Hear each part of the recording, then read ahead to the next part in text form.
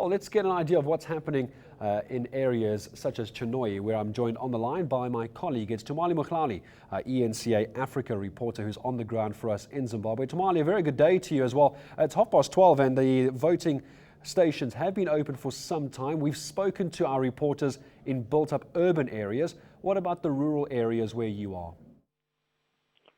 Well, good afternoon, Gareth. Well, here in Chinhoyi, certainly voting got off to somewhat of a slow start, particularly in one voting station just outside a farm here. But, officials here were saying that this is not unusual, particularly in the rural areas where people would take their time and some of these people have to travel quite a distance and therefore they would get to the polling station a little later on. But as the morning progressed, Gareth, I tell you, we got to some polling stations and the lines were beginning to meander right around the facility out into the street. And people were out there and they're looking forward to making their mark in these elections. You get a sense that people, even here in the rural areas, which are traditionally known to be ZANU-PF party strongholds, are also keen to make their mark. And certainly everything has been going very smoothly.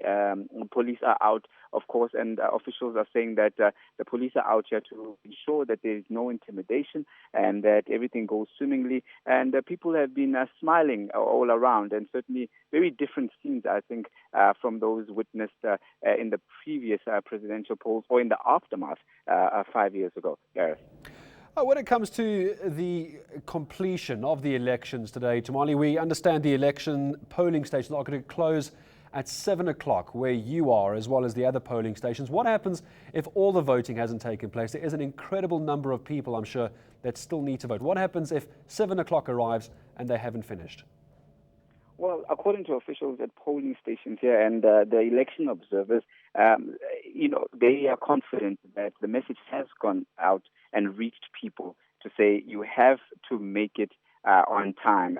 There's certainly no indication that any extensions or any grace periods will be given. Of course, with so much scrutiny and international attention on this election, Zimbabwean Electoral Commission is very, very keen to make sure that it delivers a credible election. So certainly there won't be any extensions, and people have been warned that they need to get out. I think the message is also getting out in the rural areas here, particularly when you look at the lines and the long queues. And as we've been driving around, people have also been making their way slowly towards their particular voting stations. So this is the message on the ground right now. And Tumaole, we'll leave it there for the moment. From Chinhoyi in Zimbabwe, eNCA reporter Tumaole Mohlaoli, giving us a sense of one of the more rural areas that is also going to make their mark today. Of course, we've been focusing on very much Harare and Bulawayo, where we heard a while ago the President and Prime Minister of Zimbabwe making their mark earlier this morning. But that's the built-up urban areas. We're also bringing you a sense of the more isolated rural areas. News that moves. eNCA.com.